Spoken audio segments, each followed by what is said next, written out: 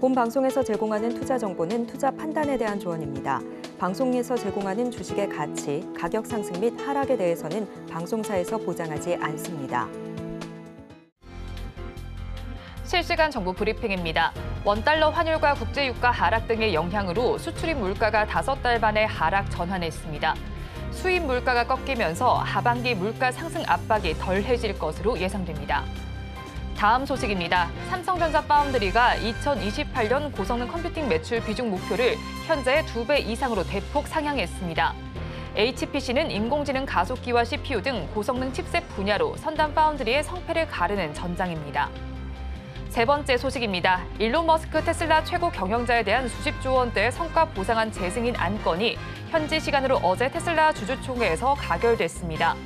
테슬라 측은 이날 미국 텍사스주 오스틴 본사에서 열린 연례 주주총회에서 머스크 CEO에게 경영 성과에 따라 수십조 원대 가치의 주식 매수 청구권을 지급하기로 한 2018년 보상안 재승인 안건이 통과됐다고 발표했습니다. 마지막 소식입니다. 증권가가 조선주에 대한 눈높이를 높이고 있지만 실제 주가는 정체를 벗어나지 못하고 있습니다. 최근 투자자들의 주목을 받고 있는 방산 테마와 엮인 조선사 중심으로 선별적으로 상승하고 있다는 분석이 나옵니다. 오늘은 조선 섹터 전반에서 오름세가 나오는 가운데 종목별 선별 전략 잘 짜보시기 바랍니다.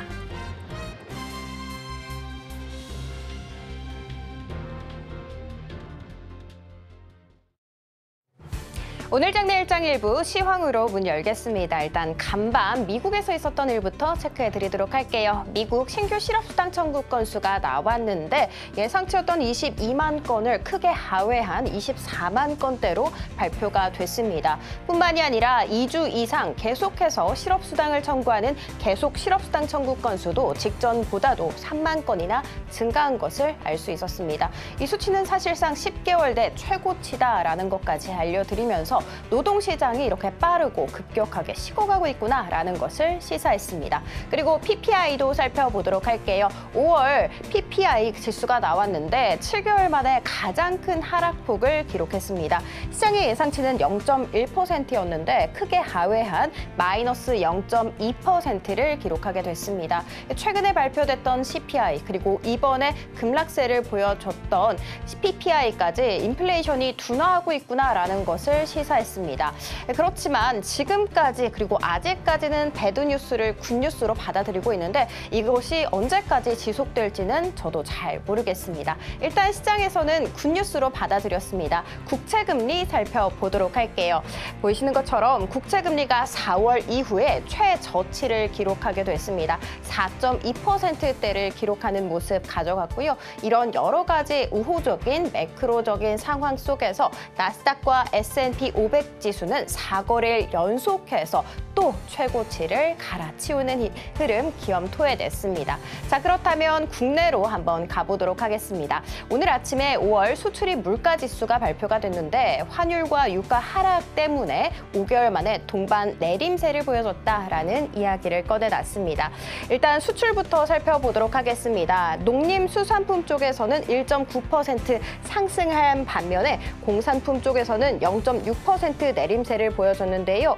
왜냐하면 석탄과 석유 제품 쪽에서 무려 5.7%나 급락을 했기 때문입니다. 그리고 함께 발표가 됐던 수입 한번 살펴보도록 할게요. 수입 물가지수 역시도 5개월 만에 꺾이는 모습을 보여줬습니다. 이렇게 가장 큰 이유는 환율과 유가 하락에 있었고 이렇게 꺾이게 됐다라는 것은 사실 하반기에 물가 상승이 조금은 둔화되지 않을까라는 기대감을 모아지게 했습니다. 자, 그렇다면 오늘 우리 시장 어떻게 움직이고 있는지 살펴보도록 하겠습니다. 오늘 우리 시장 모두 강보합 보이면서 출발을 했지만 지금 현재는 희비가 엇갈리고 있는 모습입니다. 코스닥 같은 경우에는 거의 1%가량 내림세를 걷고 있는데요. 일단 코스피부터 살펴보도록 하겠습니다. 코스피 강보합 출발했습니다. 한때 2,800선, 2,700선 우선에서 지나갔지만 지금 현재는 조금 상승폭은 둔화된 모습입니다. 자, 0.31%대 지금 상승세를 보여주고 있습니다. 이 삼성전자 영향이 컸는데요. 간밤 엔비디아와 브로드컴의 효과에 힘입어서 장중에 8만 원 선 회복하는 흐름을 보여주기도 했습니다. 반면에 SK하이닉스는 조금 쉬어가는 모양새였습니다.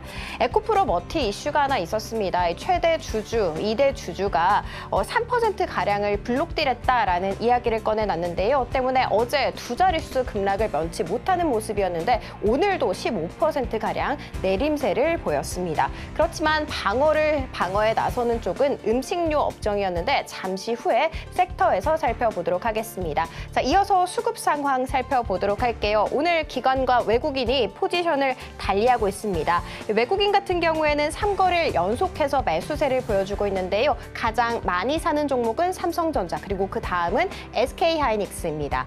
기관 같은 경우에는 금융투자를 중심으로 강하게 물량을 출회하고 있습니다.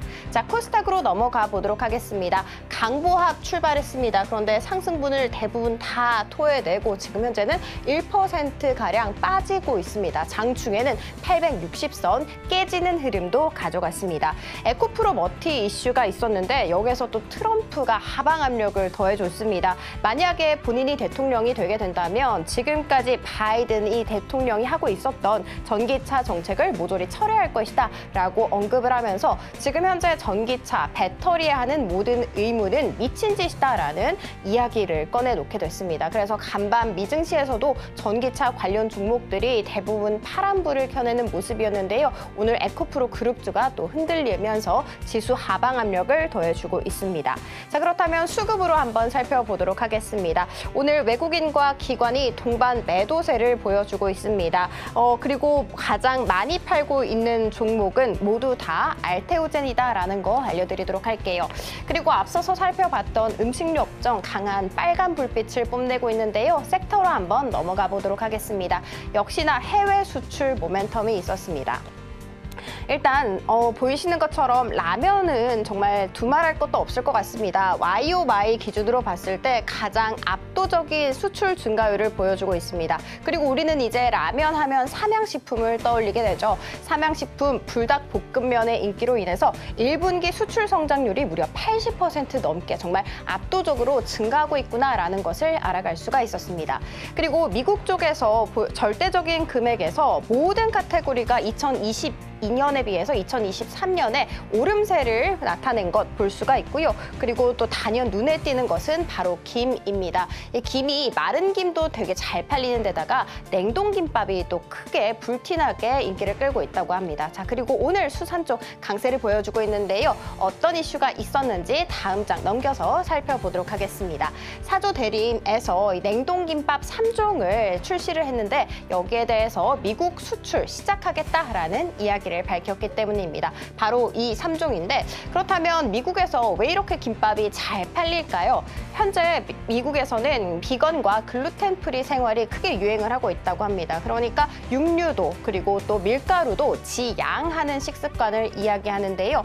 이런 비건 생활을 하는 사람들은 원래 스시를 굉장히 즐겨 먹었다고 합니다. 그런데 이제는 이 스시에 대한 수요가 냉동김밥으로 서서히 옮겨가게 되고 있는 것이죠. 그러니까 대체제다라고 생각을 해주시면 되는데 왜 그런가 봤더니 맛도 있는 데다가 스시에 비해서 가격도 좋고 그리고 냉동이다 보니까 좀 편의성이 또 좋잖아요. 언제 어디서든 꺼내 먹을 수 있다는 이 편의성까지. 그래서 이 냉동김밥이 불티나게 팔리고 있고 그 수혜를 모두 다 우양이 가져가고 있었습니다. 사실 미국 시장에 진출을 해야 한 냉동김밥 브랜드들은 많습니다. 그렇지만 우양만이 오로지 상장사였기 때문인데 이번에 또 대림이 출사표를 던지게 된 것이죠. 그래서 사조 그룹주 정말 대부분 오름세를 보여주고 있는데요. 스탁 통해서 살펴보도록 하겠습니다.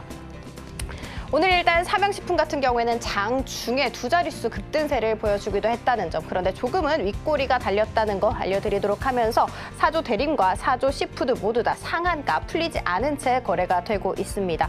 오늘 CJ 시푸드 역시도 두 자릿수 그리고 20% 넘는 급등세를 보여주고 있는 반면에 우양 같은 경우에는 0.1% 가까운 상승부를 켜내고 있습니다. 자, 이렇게 오늘장 시황 한번 살펴봤습니다. 남은 오후장도 저희와 함께 하시면서 현명한 투자 전략 세워가시면 좋을 것 같습니다. 지금까지 시황센터 장은희였습니다.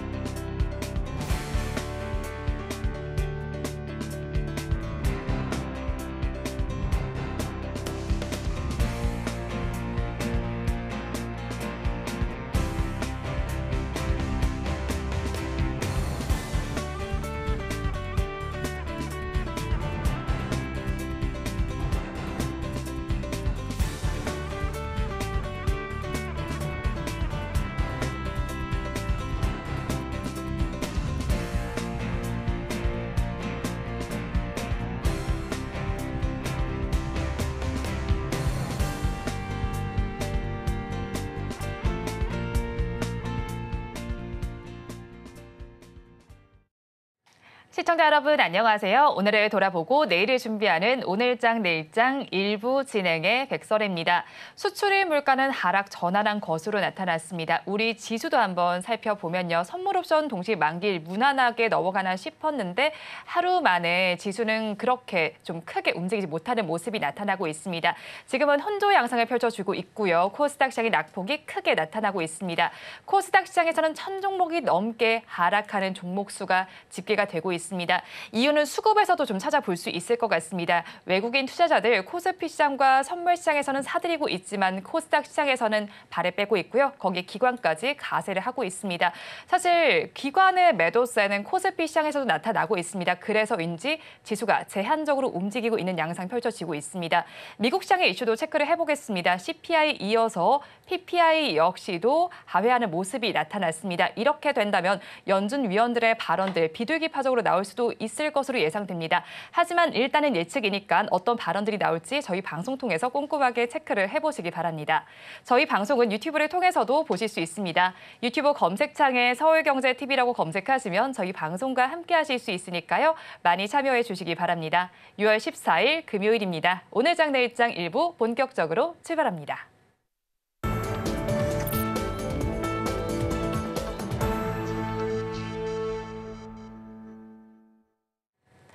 오늘도 두 분과 함께 수익이 될 만한 뉴스를 꼽아서 전해드리도록 하겠습니다. 헤르메스 스탁 하창환 본부장, 글로원 파트너스 이성웅 이사 두 분과 함께합니다. 어서 오세요. 네, 오늘도 시장에서 뜨거운 부분은 역시나 먹거리와 관련된 부분입니다. 자, 우리나라 먹거리 어디까지 인기가 있을지 정말 궁금합니다. 먼저 이사님께서 가지고 오신 삼양식품 이야기를 해볼게요. 뭐 삼성전자보다 삼비디아다 뭐 이런 이야기도 있더라고요. 네네. 오늘도 52주 신고가 경신하는 모습이 나타나고 있는데 자, 그래도 아직까지 상승 여력이 남아 있다고 보실 수 있나요? 뭐 삼양식품 같은 경우는 우리가 작년 중반부터 실적이 잘 나오기 시작을 했어요. 해외에서 불닭볶음면 같은 경우가 히트가 발생을 하면서 영업이익률이 10%대까지 올라왔었어요. 그러면서 시장에서 한편으로는 과연 이 정도 영업이익률 이상으로 계속 실적이 나올 수 있을까라는 의문이 있었는데 이번 실적 발표 때는 영업이익률이 20%대가 나왔죠. 그러면 우리가 여기에서 생각할 수 있는 점은 매출에 대한 부분이 뭐 국가가 늘고 있다라고 해석을 해볼 수 있겠고 그다음에 비용적인 측면에서도 확실히 효율화가 나타나는 것으로 보여요. 그렇다 보니까 생각할 수 있는 건 이제 다음 달 되면 2분기 실적 시즌에 돌입하게 됩니다. 그러면 뭐 실적에 대한 기대도 주가에 추가로 반영될 수 있기 때문에 음식료 쪽 같은 경우는 삼양식품을 중심으로 좀 살펴본다라는 결론이겠습니다. 네, 그리고 이제 뭐 MSCI 지수 편입과 관련된 이벤트도 존재하는 만큼 이제 삼양식품에 대한 관심을 계속해서 가져가면 되겠죠. 자, 그렇다면 삼양식품과 관련해서 S&D 관련해서는 어떻게 보세요? 또 뭐 연결해서 볼 네. 수가 있어요. 그런데 여기에서 고민이 되는 부분은 오늘까지의 주가 상승을 실적에 대입을 해보면 좀 어느 정도 목에 찼다라고 생각은 됩니다. 그런데 이게 실적에 대해서 목에 찼다고 해서 매도하고 이렇게 안 본다라고 하기보다 지금 전체적으로 종목들의 반응들이 좀 좋은 상황이고요. 제품에 대해서 좀 늘어날 수 있는 기업들, 오늘은 또 김밥까지 네. 이렇게 확대가 되는 모습에서 좀 대단하다라고 생각이 듭니다. 네, 또 뭐 라면 관계 사실 김밥도 먹을 수 있는데 김밥이 사실 우리나라 사람들에겐 굉장히 뭐 흔한 식품이기도 하고 많이 먹는 식품이기도 합니다. 저도 굉장히 좋아하는데 이게 우리나라 사람들의 입맛만 사로잡은 게 아니에요. 그렇죠? 미국 시장도 굉장히 사로잡은 모습인데 인기가 뜨겁습니다. 어느 정도 인기인가요? 네, 쉽게 말해서 네. 스파게티 전 세계 사람들 다 먹죠. 네. 라면, 김밥 다 먹습니다. 그렇게 말씀드리면 될 것 같아요. 그러니까 먹는 데에는 네. 맛있는 거는 누구에게나 맛있다는 거죠. 우리 입에 맛있는 거 그쪽에도 맛있습니다. 대신에 그건 있죠. 진입장벽이 있긴 해요.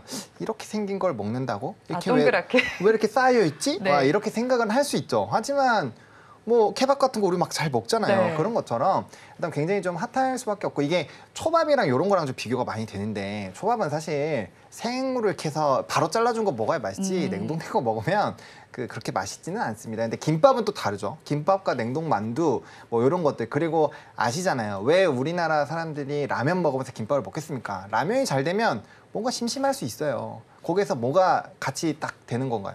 같이 김밥을 함께 먹었을 때, 이 사람들이 이렇게 먹는 이유가 있구나. 이걸 다 깨달아 버린 거죠. 그러니까 수출도 굉장히 좋고, 그다음에 아시잖아요. 해외가 이렇게 테이크아웃이 많이 드라이브 스루가 많이 되고 있는 것도 차에서 이동 시간이 많다 보니까 이 슬러시나 이런 것들 이렇게 먹으려고 하는 건데 김밥 저도 막 돌아다니면서 많이 먹는데 그냥 손이 쥐고 한 입씩 이렇게 옹쿵옹쿵 먹으면 돼요. 얼마나 이 휴대용까지 좋기 때문에 그런 전방위적으로 뭐 정말 활용도, 가격 부분 뭐 말할 거 없이 뭐 좀 좋을 수밖에 없다라고 정리드리겠습니다. 네, 그래서 뭐 냉동 김밥으로 주목을 받았던 종목이 우양이었는데 네. 오늘은 사조 그룹주가 정말 퍼포먼스가 대단합니다. 뭐 상한가에 들어가거나 네. 상한가에 근접한 모습이 나타나는 만큼 뭐 회사 분들도 굉장히 기분 좋으실 것 같아요. 앞으로 주가 퍼포먼스도 잘 나타날 수 있을까요? 그건 좀 생각해봐야죠. 왜냐면 이제 우양이 이제 유일한 상장사였는데 네. 이제 사조 대림이 사실 하는데 그 물량이 저는 뭐 아직까지는 엄청나게 크다라고 생각은 안 하거든요. 그래서 그 물량 자체가 뭐 1차랑 2차 인도까지는 됐고 그 물량이 늘어나고 있는데 그러한 기조가 연속성을 가진다라고 한다면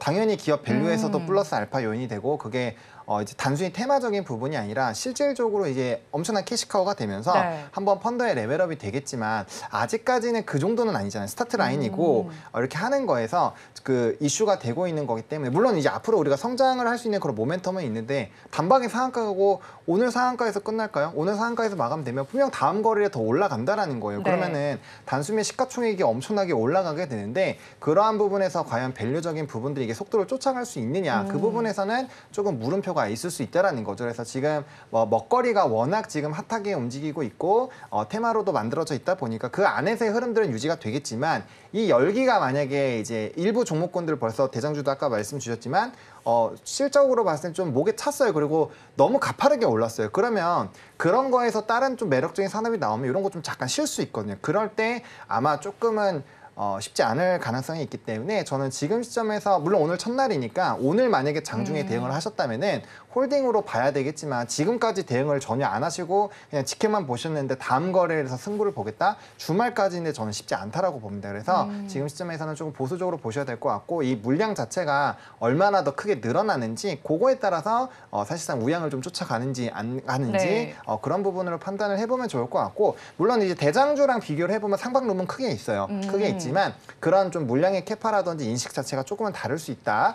그런 것들은 좀 참고를 해보시면 좋을 것 같습니다. 그럼 만약에 지금 시점에서 시청자분들께서 냉동김밥 모멘텀으로 난 주식을 사겠다라고 한다면 네. 우양이 나을까요? 아니면 사조 그룹주가 나을까요? 아니면 CJ 시푸드 이런 쪽으로 가는 게 나을까요? 저는 우양이 나을 것 같습니다. 네. 왜냐하면 항상 우리가 시장에서 이게 투자 경고를 받고 있는 상황이긴 하지만 이게 너무 많이 올라서 경고를 받은 네. 거잖아요. 근데 항상 대장이 씌워줄 때 다른 쪽이 돕니다. 수급이 돌지만 결국엔 이게 투자 경고가 일정 시간 동안 종가상 유지되면 이게 풀리거든요. 그렇게 됐을 때 다시 한번 만약에 랠리가 나와도 여기서 더 세게 나올 확률이 높아요. 그래서 저는 항상 어떠한 좀 이런 종목을 볼 때 높이가 필요 없습니다. HBM 같은 경우도 높이 따졌으면 한미반도체 못 샀으면 배가 얼마나 아프겠어요. 뭐 HD 현대일렉트릭도 엄청 많이 올랐는데 그럼에도 불구하고 고가 계속 갔잖아요. 그러니까 항상 이 산업에서든지 테마든지 항상 대장을 잡아야 됩니다. 근데 지금 이 냉동김밥 쪽에서는 우양이 일단은 절대적인 전 대장이라고 보고 있기 때문에 만약에 후발로 보신다면 타점이야 뭐 지금 당장은 아닐 수도 있겠지만 네. 어쨌든 종목을 선정을 하신다라고 한다면 저는 우양으로 보시는 게 더 나을 것 같습니다. 네, 종목별 선별 전략까지 전해드렸습니다. 이어서 자동차주와 관련된 이야기를 해볼게요. 오늘 현대차 그룹 이야기를 빼놓을 수 없을 것 같습니다. 지배구조의 좀 핵심으로 분류가 되고 있는 현대모비스도 현대글로비스의 주가 역시도 급등 양상이 펼쳐지고 있습니다. 지배구조 개편 기대감 때문인데 이 기대감 어느 정도 유효한 거라고 보시나요? 장 초반부터 주가 흐름이 좀 특이한 면이 나타났어요. 그렇다 보니까 시장에서는 보통 현대모비스 같은 경우는 움직이는데 글로비스 같은 경우가 안 움직인다라고 하면은 개별적인 이슈겠죠. 네. 뭐 여기에 대해서 실적에 대한 증대 요인이 있거나 할 때 그런 현상이 나타나는데 오늘은 모비스랑 글로비스가 같이 움직이는 모습이었어요. 그러면 우리가 추측해 볼 수 있는 게 지배구조 이슈 같은 경우가 발생을 할 수 있겠구나라고 추측을 해볼 수 있습니다. 왜 그렇게 추측을 하냐라고 하면 우리가 한 5년 정도 전이었어요. 4, 5년 정도 전에 현대차 그룹 같은 경우가 지배구조 개편을 단행한 적이 있어요. 네. 그때 처음에는 현대글로비스를 놓고 현대모비스 같은 경우는 분할에 대한 부분을 추진을 했습니다.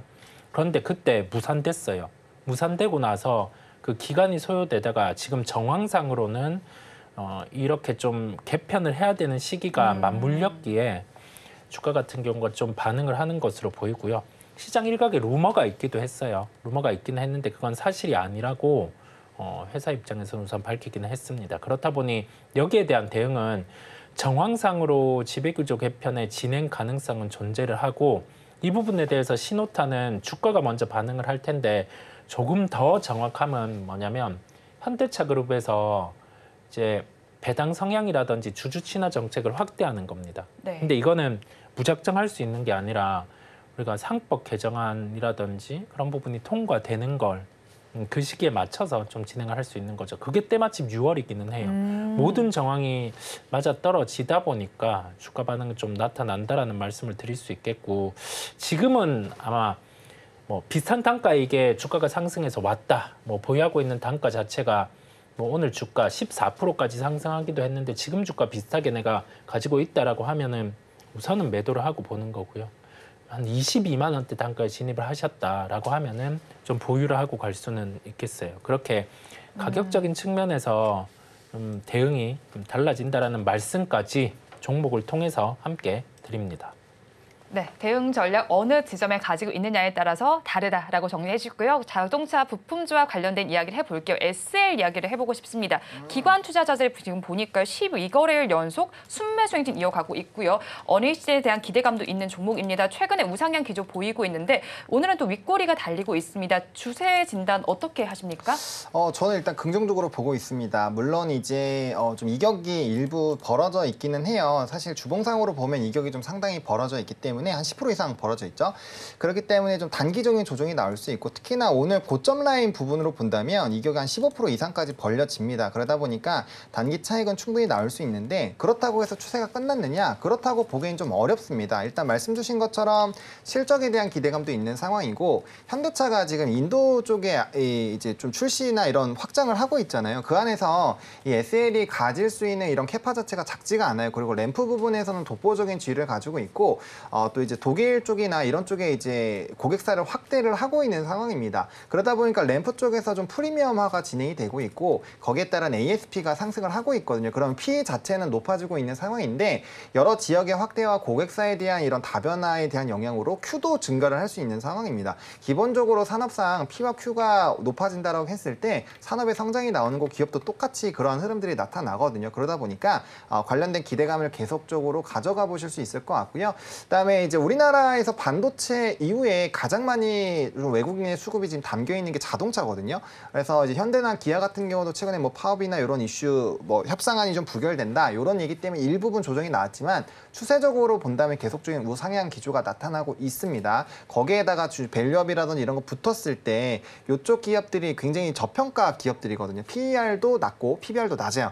대신에 환원은 조금 덜 하고 있죠. 근데 만약에 환원에 대한 얘기까지 좀 붙어준다라고 한다면 이쪽들도 이제 주주 환원 정책 같은 것까지 붙어서 굉장히 좀 우상향을 할 수 있거든요. 그래서 그런 내용이 아예 없는 것도 아니고요.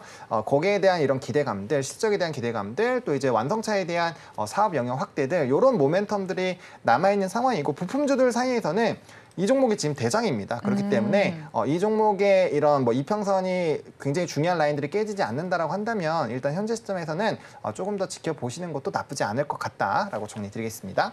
네, SL에 대해서 현재 시점에서 조금 더 지켜보는 것도 괜찮겠다라고 정리를 해주셨는데요. 자동차 부품주 중에서 HL 만도에 대한 질문도 드려보고 싶어요. 어제도 좀 급락세 보이고 있고요. 오늘도 급락세를 보이는데 수급 상황도 살펴보니까 기관 투자자들이 연일 매수를 하다가 어제 오늘은 또 팔고 있습니다. 어떤 이유로 이렇게 하락세가 나타난다고 볼 수 있을까요? 이거 수급발 영향이 있었던 걸로 기억은 하는데 지금 일단 이게 이 회사가 어쨌든 간에 목표 주가도 지금 상당히 높게 나와 있거든요. 지금 증권가 제가 알기로 알기로는 목표가 최근에 나왔던 게 58,000원이고 그다음에 실적과 이런 모멘텀에 대한 기대감이 있었는데 거기에서 단기적인 모멘텀이 소멸이 된 걸로 알고 있어요. 그래서 거기에 따른 일부 좀 차익이 나오고 있다라고 보시면 좋을 것 같고요. 대신에 이 종목도 고점 대비했을 때 좀 눌렸지만 바닥권에서 많이 올라온 부분이 있고 아직까지 추세적으로는 꺾이지 않았거든요. 그러니까 이것도 지금 바닥권에서 올라오는데 너무 단기적으로 주가가 많이 올라가다 보니까 이익이 상당히 좀 많이 벌어졌다라고 보시면 될 것 같습니다. 근데 이 종목도 역시나 이제 그 AI 쪽이나 이런 흐름들 어쨌든 자동차 쪽에서 이런 기조로 봤을 때 좀 상당한 캐시카우를 가지고 있는 회사이기 때문에 현재 시점에서 저는 오히려 눌렸을 때 좀 매수의 관점으로 보시면 좋을 것 같고요. 그 시기는 4만 원에서 4만 1,500원 라인, 요 라인에서 지지가 나오는 걸 확인을 하셨을 때 한 번에 좀 타점을 잡아 보신다면은 충분히 저는 괜찮지 않을까라고 생각을 하고 있습니다. 네, HL 만두의 경우에는 눌렸을 때 매수 관점으로 바라보자고 정리를 해주셨습니다. 자, 그리고 요즘엔 이 종목의 상승세도 눈에 띄고 있습니다. 네. 한국가스공사입니다. 52주 신고가를 경신하는 흐름 오늘도 나타나고 있고요. 그렇다면 어떤 모멘텀이 지금 가장 부각되고 있는지 궁금한데요. 시장에서 가스점과 관련해서 아무래도 직접 여기에 대해서 공을 뚫는 데 대한 기간이 많이 남아있죠. 연말에 진행을 하다 보니까. 그래서 뭐 논란은 있습니다. 논란이 있는 상황인데 주식시장 같은 경우는 새로움과 함께 이 불확실성 같은 경우가 존재를 할 때는 확실성이 나타나기 전까지 관련된 종목들은 좀 강한 경우가 있죠. 그렇다 보니 한국가스공사는 시장에서 뭐 주가 흐름은 긍정으로 나타난다라고 볼 수가 있겠고, 그다음에 아까 우리가 삼양식품에서도 MSCI와 관련된 부분에 허들을 시가총액 5조 기준으로 넘어섰다라는 점을 말씀을 드렸고, 한국가스공사 또한 오늘 넘어섰었죠. 지금은 일부 좀 하락하기는 했는데 그런 점을 보면 이제 MSCI 편입과 관련된 부분의 수급도 연결돼서 들어올 수 있어요.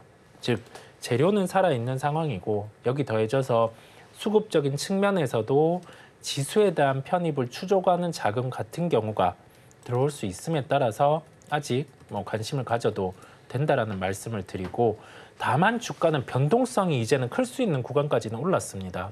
올랐다 보니까 이 변동성을 감내할 수 있는 주체 같은 경우는 충분히 매수를 해봐도 된다라는 말씀까지 종목을 통해서 드립니다. 보유자분들께서는 어떻게 대응하는 게 좋다고 생각하세요? 보유하고 계시는 분들은 보통 대부분 수익이죠. 지금은 네. 대부분 수익은 오늘 진입을 하지 않았다라고 하면은 수익인데, 여기에서 판이 엎어지지 않는 이상은 이게 파기 전까지는 가보는 거죠.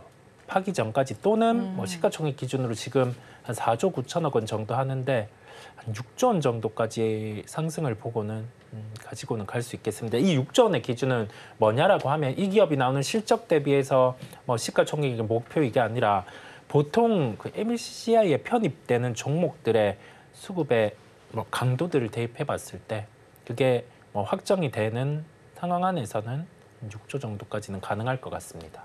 네, 6조 정도의 가격대도 한번 기억을 해보시면 좋겠습니다. 이어서 조선주 이야기를 해보겠습니다. 조선주도 기대감이 유효한 섹터입니다. 그에 따라서 증권가에서도 눈높이를 높이고 있는데 이 주가가 이에 완벽하게 발을 맞추나 하는 생각이 들기도 하는 섹터의 일을 하거든요. 본부장님 의견은 어떠십니까?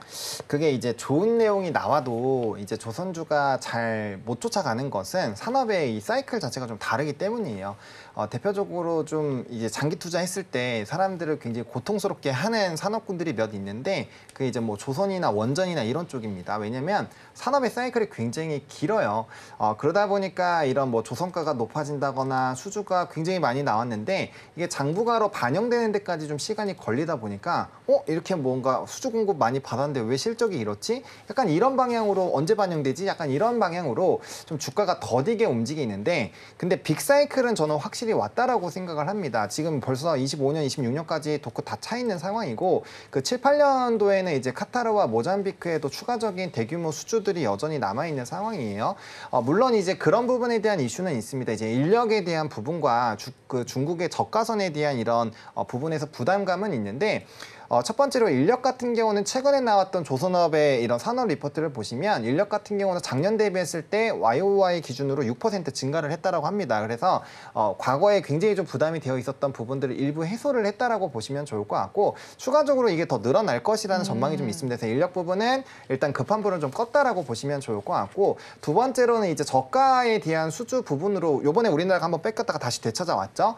그런 상황인데 사실 가격 경쟁으로 들어가게 됐을 때 조선업상으로 중국을 이기기는 쉽지는 않지만 대신에 고부가선으로 봤을 때는 우리나라가 또 굉장히 많이 가져오고 있어요. 거의 네. 전 세계 수주 물량의 70에서 80%를 가져오고 있기 때문에 우리나라에서 지금 저는 핵심은 암모니아선을 어떻게 하느냐가 저는 제일 중요하다고 생각을 하고 있거든요. 근데 암모니아선이 지금까지는 완전한 무탄소는 아닙니다. 아직까지는 무탄소는 아니기 때문에 향후 암모니아선 완성체는 무탄소이기 때문에 이제 국제해사기구에서 계속적으로 규제를 강화하고 있는 거에서 완벽하게 좀 자유로울 수 있다라는 얘기가 나오고 있어요. 그래서 그쪽에 대한 암모니아선이 우리나라가 연초에 좀 싹쓸이를 했었거든요. 그래서 그런 부분이 더 강화가 된다라고 한다면 저가선 부분도 문제는 안 됩니다. 다만 그 기술력이 25년도에 좀 완성이 된다라고 알려져 있기 때문에 그러한 흐름들이 잘 진행이 되는지를 봐야 될 것 같고요. HD 현대 미포 같은 경우는 최근에 PC선에 대한 발주가 네. 많이 나타나고 있는데 이게 앞서 말씀드린 그런 친환경선, 고부가선에 대한 수요가 많이 나타나다 보니까 그게 좀 탱커선들이 좀 소외가 됐어요. 그러다 보니까 그 탱커선이 이제야 막 물밑이 터져 나오는 거죠. 근데 그 양이 단기간에 굉장히 많이 터져 나오고 있습니다. 이미 작년에 수주량을 돌파를 했다라고 보시면 좋을 것 같고요. 한 7, 8년 사이에 가장 많이 수주했었던 그 시기와 비교하더라도 이제 별로 차이가 안 나요. 그래서 만약에 추가적으로 남은 기간에 그것들이 나와준다라고 한다면 그 탱커선에 대한 발주가 이제 최고치를 찍는 거고요. 그러면 HD 현대 미포 같은 경우는 나머지 종목 대비해서 못 갔었던 게 흑자 전환이 안 됐기 때문에 그렇거든요. 근데 그 부분에서 빠르게 쫓아갈 거고요. 또 여기는 중소형선이기 때문에 회전율이 빨라요. 즉 인도 기간이 빠르기 때문에 대금도 빨리 받는다는 얘기입니다. 그래서 그런 장부가의 반영 속도도 굉장히 빠르기 때문에 그러한 기조로 간다라고 한다면 주가의 탄력도가 상당히 높아질 수 있으니 관심 있게 보실 필요가 있겠습니다. 네, HD 현대 미포에 대한 의견도 한번 들어봤습니다. 이어서 바로 원픽 섹터 알아보겠습니다. 이사님 섹터 먼저 이야기를 해보고 싶은데요. 음식료와 관련된 쪽입니다. 요즘에 음식료 너무 좋다 보니까요. 안 오른 종목을 찾기가 굉장히 어렵습니다. 그래도 상대적으로 덜 오른 종목이 있다면 어떤 게 있을까요? 상대적으로 덜 오른 종목 같은 경우는 비용 대비해서 실적이 잘 나올 수 있는 쪽 같은 경우를 주목해 볼 필요가 있겠고 거기 더해져서 계절적인 성수기까지 돌입을 한다라고 하면 눈에 보이는 실적까지 좋아질 수 있어 보입니다. 그러면 우리가 한 단계 더 고민을 해보면 보통 계절적인 성수기에 들어갔을 때 실적은 당연히 잘 나오죠. 당연히 잘 나오는데 비용적인 측면까지 아까 말씀드린 삼양식품처럼 통제가 나타나고 있다라고 하면은 더욱더 호전적인 실적을 기대를 해볼 수 있겠습니다. 네. 그래서 말씀드릴 종목을 롯데칠성을 네. 말씀드리려고 해요. 성수기라는 측면에서 우선은 좀 접근을 해봄직하고 때마침 주가의 조정도 선제적으로 나타났습니다. 예. 음료 주류 부분과 관련해서 영업 부분 통합을 추진하고 그러면 이와 관련해서 조금 더 비용에 대한 측면에서 줄어들 수 있는 요인이 존재를 합니다. 음료에서는 재료 음료 부분, 그다음에 주류에서는 소주와 맥주 관련된 부분이 데이터로 지금 확실히 올라오고 있어요. 주류적인 측면에서. 네, 그래서 2분기 실적에 대한 충분한 기대감의 반영이 나타날 것으로 보입니다. 매수가는 14만 원 정도를 제시를 해요. 오늘 주가 같은 경우는 좀 반등이 나와 있기는 하지만은 그 정도 가격대에서는 충분히 접근이 가능하다는 말씀을 드리고 목표가는 1차로 우선 16만 원 정도. 네, 그 정도 가격 말씀드리고 손절가는 12만 5천 원 정도입니다. 조금은 편하게 접근할 수 있는 종목, 그다음에 7월에 실적 시즌 돌입을 앞두고 미리 반응할 수 있는 종목을 오늘은 가지고 왔습니다. 네, 원팩 종목으로는 롯데칠성을 알아봤습니다. 이어서 본부장님께서 가지고 오신 섹터도 알아보겠습니다. 미용 의료기기 쪽입니다. 사실 누구나 예뻐지고 싶은 욕구가 있으니까 관심을 가져오는 뷰티 디바이스에 대한 욕구도 있을 겁니다. 뭐 우리나라뿐만이 아니라 수출도 굉장히 좋은 상황이잖아요. 또 최근에는 뭐 왕홍들과 진행한 라이브 커머스에서도 좋은 성과를 낸 것으로 보입니다. 또 APR 이 종목인데 미용 의료기기 쪽 전반적인 업황 상황 지금 어떻습니까?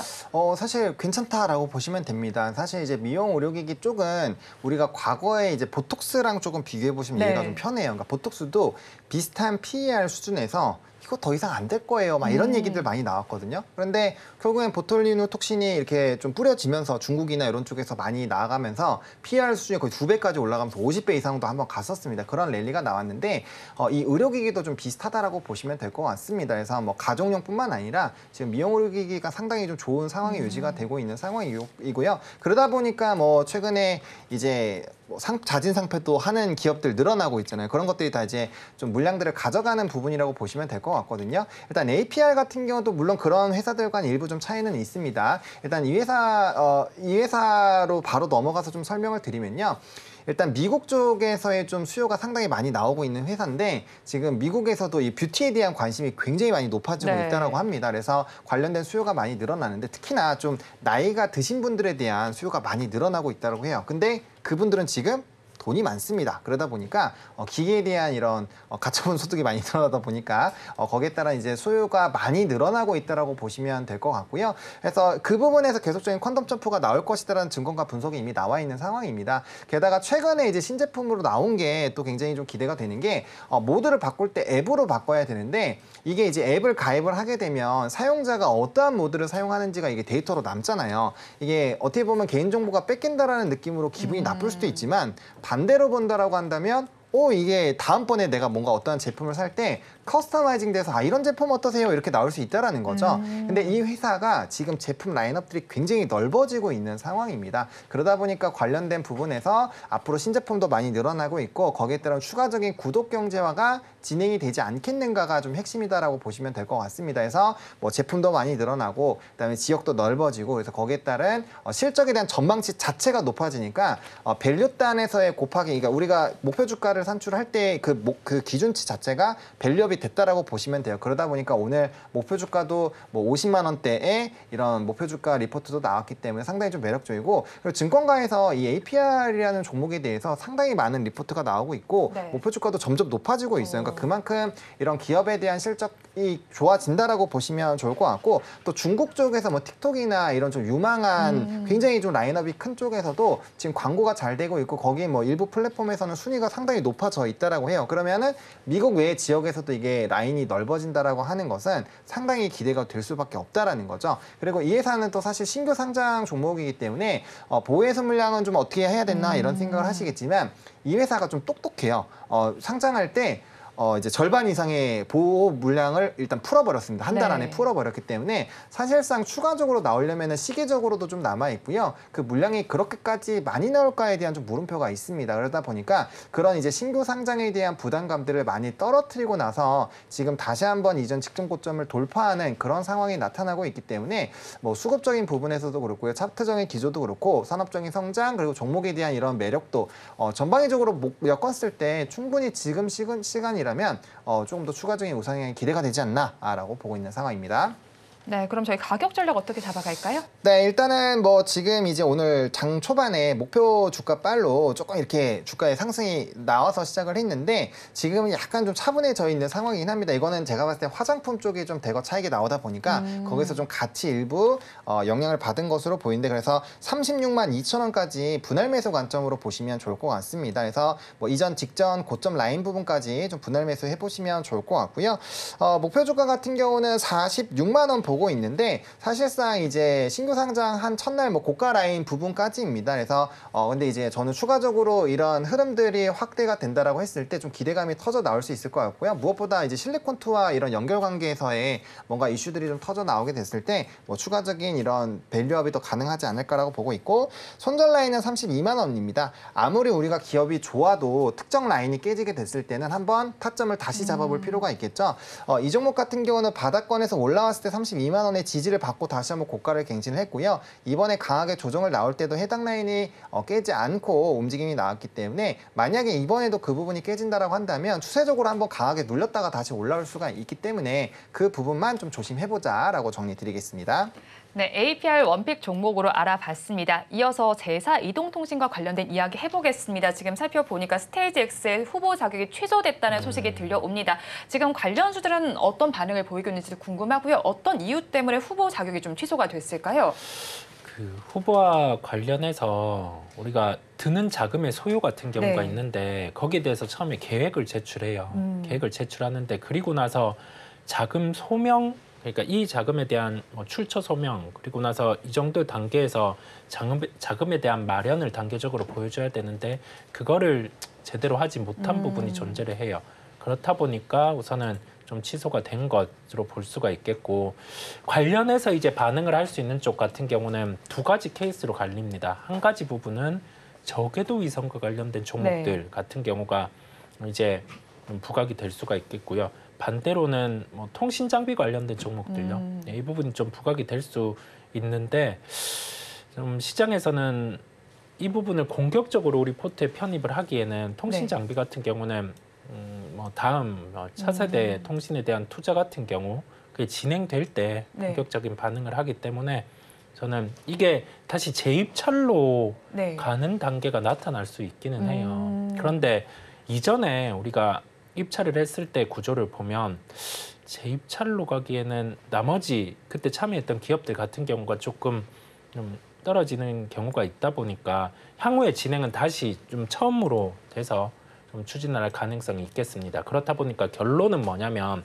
제4 이동통신과 관련해서 지금 변경이 있다 보니까 이게 수혜주를 찾아서 접근을 하기보다 네. 그냥 패스를 하는 게 낫습니다. 이런 경우는. 네네. 일단은 관심권이 받게 두는 게 네네. 낫다라는 말씀이시네요. 네. 저 그리고 오늘 사실 지수단에서도 혼조 양상 펼쳐지는 가운데 코스닥 지수 하락세가 두드러졌습니다. 1% 넘게 빠지고 있고요. 종목수도 제가 오프닝 때 짚어드렸는데 그때보다도 더 많은 종목이 하락세를 나타내고 있습니다. 이런 네. 상황에서 저희 마감까지는 전략 어떻게 짜가면 좋을까요? 마감까지도 비슷한 흐름이 나타날 것 같습니다. 왜냐하면 전기차 소재 쪽 같은 경우는 주가의 회복이 그래도 나타나고 있는 상황이에요. 그 와중에 조정이 나왔는데 이게 좀 뭐 수급적인 요소로 조정이 나왔다라고 하기보다 미국의 정책에서 또 한마디를 강하게 하다 보니까 좀 심리적인 영향까지 좀 받는 것 같고, 그에 따라서 우리나라 시가총액 코스닥 1위, 3위 같은 경우가 2차 전지 연관되는 부분이 있다 보니 오늘 좀 무거운 것으로 보이고, 하락하는 코스닥 종목들 보더라도 최근에 강했던 뭐 IT 소재 일부, 네. 그다음에 뭐 IT 장비 이런 쪽도 함께 조정이 나오고 있어요. 오늘 약간의 포트 변경이 지금 추정이 돼요. 종목들이 이렇게 동시적으로 밀리다 보니까. 그러면 결론은 뭐냐면 오늘은 그냥 또 종목도 패스했지만 시장 또한 좀 패스를 할 필요가 있겠어요. 왜냐하면 이런 포트의 변경이 있을 때 같은 경우는 이게 하루 만에 딱 끝나는 게 아니라 보통 뭐 다음 주 초까지도 이어질 수 있기 때문에 너무 급하게 생각은 하지 않으셔도 되겠습니다. 네, 시장에 대해서는 조금 천천히 접근을 해보시면 좋을 것 같습니다. 오늘 말씀 여기까지 듣겠습니다. 고맙습니다.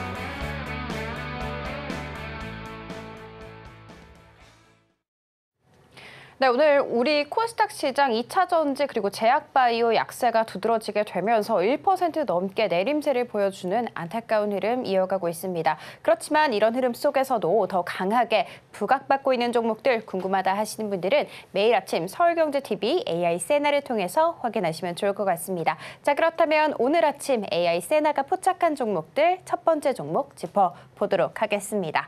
오늘 먼저 첫 번째 종목은 심택입니다. 차트 90점 수급은 95점, 그리고 나머지는 모두 85점 기록하면서 총 종합 점수 88점으로 포지션 가능하다라는 것을 알아갈 수가 있었습니다.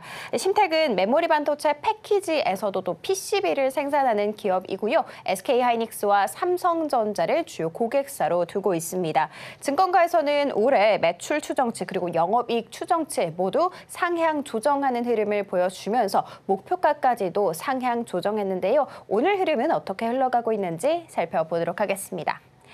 오늘 같은 경우에는 지금 약보합권에서 거래가 되고 있습니다. 35,850선 지나가고 있습니다. 장 초반에는 강세로 출발했지만 조금 많이 상승분을 토해냈다라고 보실 수가 있습니다. 자, 그리고 두 번째 종목 살펴보도록 하겠습니다. 두 번째 종목은 현대 엘리베이입니다.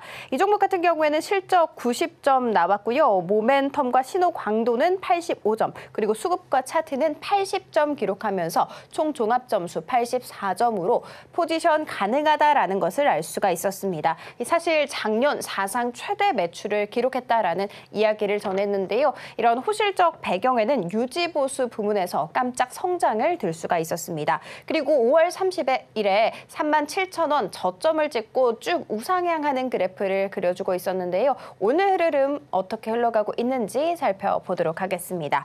오늘 하락 출발했습니다. 그렇지만 전약 후강의 전형적인 모습을 가져가고 있습니다. 거의 4% 가까이 큰 폭으로 오름세를 보여주고 있습니다. 자, 그리고 마지막 종목 살펴보도록 하겠습니다. 마지막 종목은 주선 엔지니어링입니다.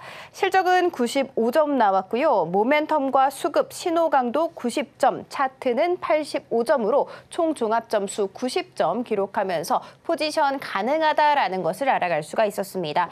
차세대 반도체 기술로 각광을 받고 있는 유리 인터포저 시장 진출에 속도를 내고 있다라는 이야기를 전했는데요. 이 유리 인터포저는 기존의 실리콘 인터포저 대신해서 유리를 사용한 차세대 반도체 패키징 기술이라고 합니다. 이 기업 같은 경우에는 유리 인터포저 제조와 관련해서 장비를 개발해서 올해 해외 주요 고객사를 또 끌어올 것이다라는 이야기까지 전했습니다. 자, 그러면 오늘 흐름은 어떻게 흘러가고 있는지 살펴보도록 하겠습니다.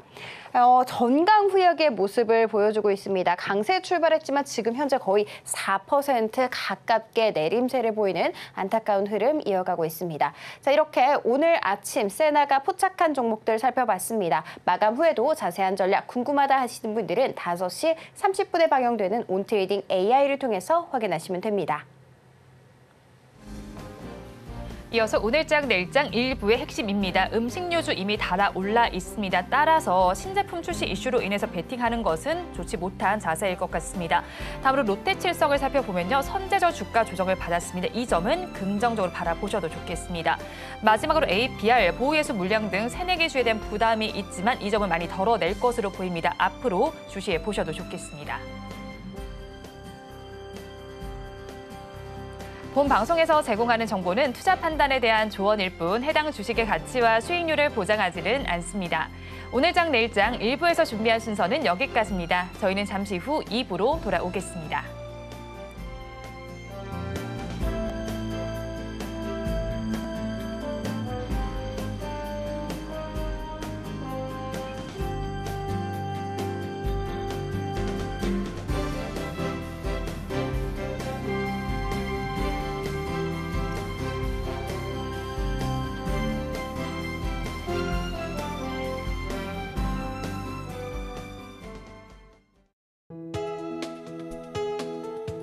본 방송에서 제공하는 투자 정보는 투자 판단에 대한 조언입니다. 방송에서 제공하는 주식의 가치, 가격 상승 및 하락에 대해서는 방송사에서 보장하지 않습니다.